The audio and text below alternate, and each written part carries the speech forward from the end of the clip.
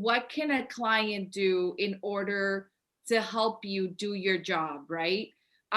Is it having like our little self tapes where their type has been shown so you can send it to casting to that, would that help Always. get you into a room that they don't know and you'd be like, hey, nurse, here's a little clip of her doing does that help? 100%. Okay.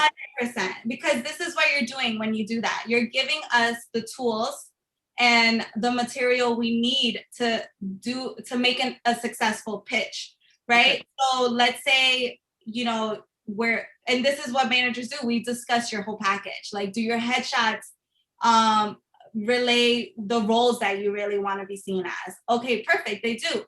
Now let's move into some acting clips. Are the acting clips as well as the headshots Yes. coinciding with each other, Yes. so that when this role does come up, we're like contacting the agent, whether the casting director, whether it's through email or picking up the phone, whatever they like. But we know that. We know if they want a phone call. We know if they just want a quick email.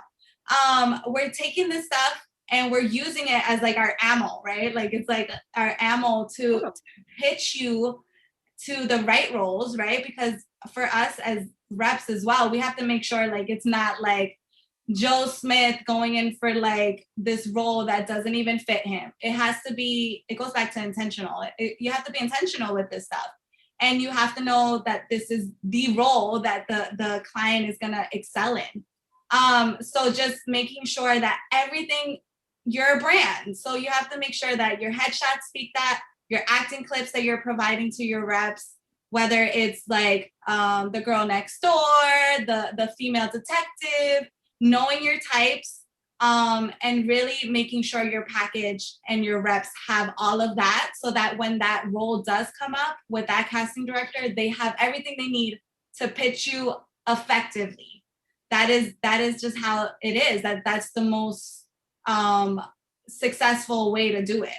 Okay. So then having clips, having the right headshots, what else can an actor do in order to give you that ammo? Like, so the actor is like the pistol, right? And what are some of the ammo things that an actor can do in order to give you those tools to get them into rooms? As far as headshots and then acting clips, just being great, like being in classes, constantly being in classes, letting your reps know like, hey, I just took this class with this person, and just really training, because when that time comes, so this is how it happens. We do it, we have all the stuff we need, right? And we pitch, the casting director is ready, they're like, oh my God, this is perfect, send us your tape.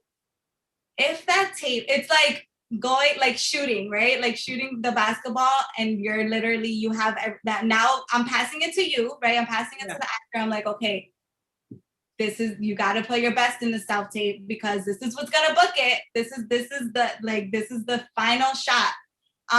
We're passing it to the client. They're putting their tape together, ready to go.